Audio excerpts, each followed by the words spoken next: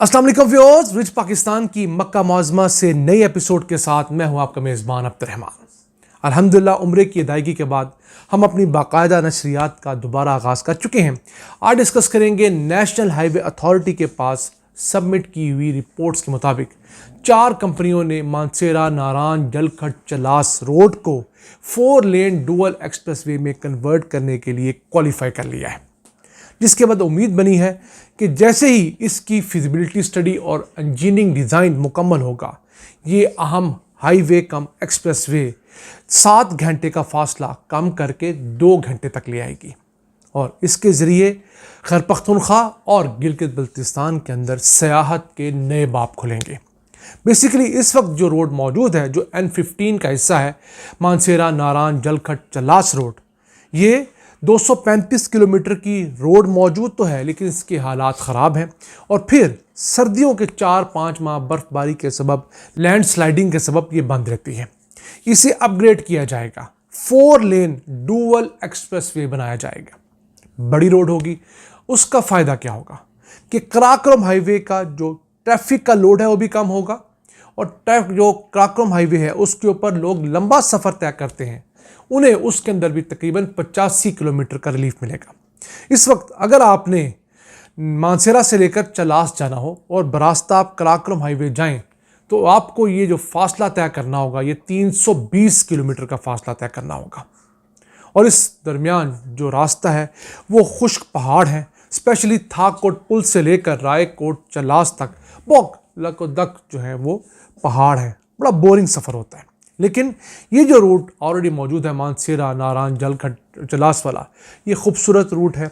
सरसब्ज़ यहाँ पर पहाड़ हैं, यहाँ पर बहुत ज़्यादा टूरिस्ट स्पॉट्स आते हैं, मसलन कागान, फिर नारान यहाँ पर मौजूद है, जलखट तो है ही है, झील सैफुल मुलूक आप जा सकते हैं, लालू सर झील यहाँ पर मौजूद है, आंसू झील इसी रास्ते पे आती है, लालाजार यहाँ पर है, शोगरान का खूबसूरत पॉइंट इसी रूट के ऊपर मौजूद है।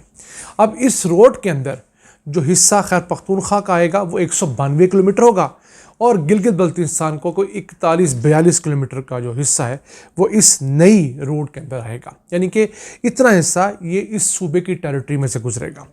तो जहाँ जहाँ से ये रोड गुजरेगी वो इर्द गिर्द के देहात को, इर्द गिर्द की आबादियों को, होटल्स को, रिजॉर्ट्स को, तमाम को कनेक्ट करती जाएगी और वहाँ पर जो टूरिज़म है वो कई गुना प्रमोट होगा। फिर उन इलाकों में सारा साल टूरिस्ट जा पाएंगे।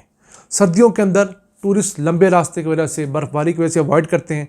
जब पूरा सीज़न चलने वाली हाईवे मौजूद होगी, ये अहम एक्सप्रेसवे तमाम अपनी एमिनिटीज़ के साथ वहाँ पर मौजूद होगी, तो लोग बहुत तेज़ी से वहाँ जाएंगे और ऑब्वियसली जब 7 घंटे का फासला सिमट कर 2 घंटे में आएगा तो उससे लोग ज़्यादा खुश होंगे। अब इसके साथ साथ इस इलाके के अंदर एक बहुत अहम काम किया जा सकता है, वो है विंटर स्पोर्ट्स की तरवीज। वैसे पाकिस्तान में इस कदर प्रमोट तो नहीं की जाती थी, जैसे 1-2 स्पॉट्स ज़रूर हैं। आप चले जाएं कालाम वाली साइड पे, तो वहाँ पर आप देखते हैं जी कि आपको चेयर लिफ्ट के ज़रिए ऊपर चढ़ाया जाता है और 1-2 और स्पॉट्स होंगे। लेकिन दुनिया के अंदर इसके अलावा भी बहुत सारी विंटर स्पोर्ट्स हैं, जैसे स्कीइंग है, फिर स्नो बोर्डिंग। ऐसा मैंने पाकिस्तान में कहीं होते नहीं देखी, ये भी बहुत एडवेंचरस और थ्रिलिंग स्पोर्ट है।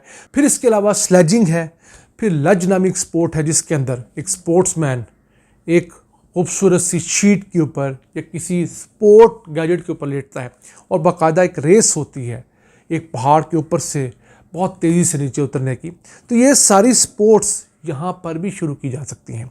इससे लोगों को स्पोर्ट्स की अपॉर्चुनिटी तो मिलेगी, लेकिन पाकिस्तान के लिए स्पोर्ट्समैन जो है वो ही बनेंगे। ऐसे एथलीट्स पैदा होंगे जो कि ओलंपिक्स में और दीगर जगहों पर जाकर इन नई स्पोर्ट्स के अंदर पाकिस्तान का नाम जो है वो रोशन कर सकेंगे। इससे पहले पाकिस्तान जिन गेम्स में हिस्सा लेता है वो ज़्यादातर रवायती गेमें हैं, मसलन क्रिकेट है, इसके अलावा हॉकी है, बॉक्सिंग वगैरह है।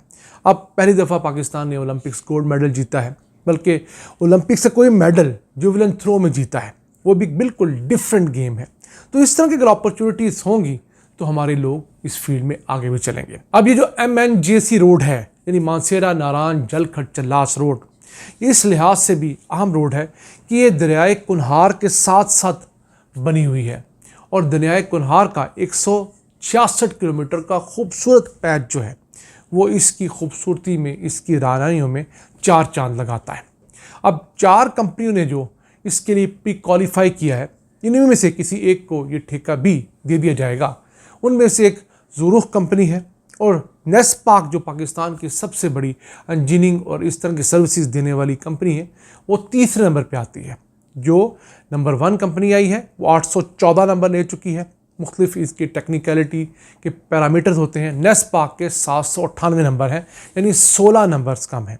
अब उम्मीद यही है कि जिस कंपनी ने सबसे ज़्यादा मार्क्स के साथ क्वालिफाई किया है उसी को इसका ठेका मिलेगा, जो अगले 1 साल के अंदर इसकी फिजिबिलिटी स्टडी मुकम्मल करेगी। फिर इसका डिटेल्ड इंजीनियरिंग डिज़ाइन मुकम्मल किया जाएगा और 2026 के अंदर इसकी टेंडरिंग का आगाज़ होगा। इसके बाद इसकी कंस्ट्रक्शन शुरू होगी और मेरा अपना तजर्बा ये कहता है कि पाकिस्तान के हालात के मुताबिक ये बनते बनते 2030 तक जाएगी। यानी 2026 में अगर इसकी कंस्ट्रक्शन का आगाज़ होता है तो 4 साल ये लेगी, 2030 में जाकर ये मुकम्मल होगी। और अगर तब भी मुकम्मल हो जाए तो हमारे लिए बड़ी खुशी की बात इन द सेंस ये है कि इंतहाई अहम रोड, हमारा जो कराकोरम हाईवे है उसको छोटा कर देने वाला रोड, उसकी निस्बत कम पैच पर जाने वाला रोड हमारे लोगों के लिए खुलेगा।